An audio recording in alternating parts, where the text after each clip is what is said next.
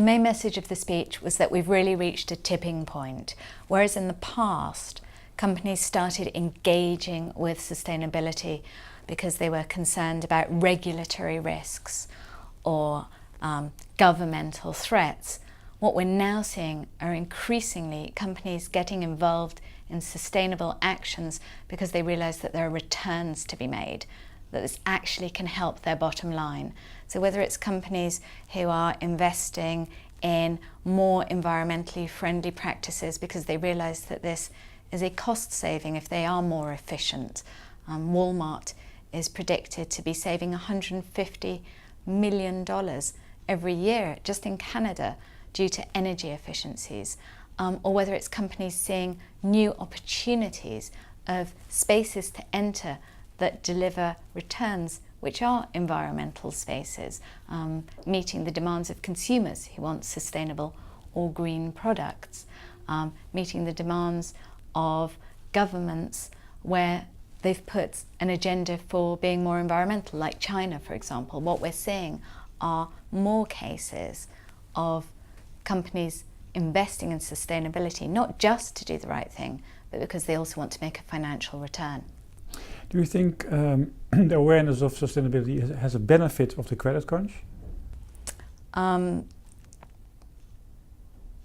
think the financial crisis gave us all an opportunity to step back and reflect on the kind of capitalism that we were living through, an era that I have called Gucci capitalism, where people became more concerned about owning a new pair of Nike sneakers or a Gucci handbag than about how society was moving forward. I think the crunch and the recession has made us all step back and reflect more generally on what kind of a society we want to have, and raised serious issues about equity and justice that were not really being talked about before.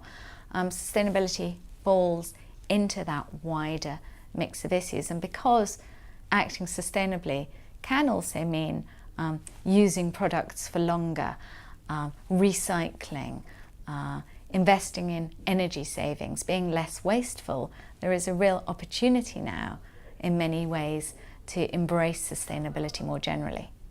What is clear is that what's happened is that a chasm has emerged between, on the one hand, the economy and finance, and on the other, sustainability and responsibility. And I think the necessary goal must be that we start realigning these two sides of the equation, and work that I'm doing with my students, for example, at Duisenberg School of Finance, where we have a mandatory finance and sustainability program for all our finance master's students, are ways where we're starting to infuse finance much more closely with sustainability. And I think that's the challenge moving forwards. Sustainability shouldn't be in the future an exception within finance. It should be integrated as a basic standard and norm.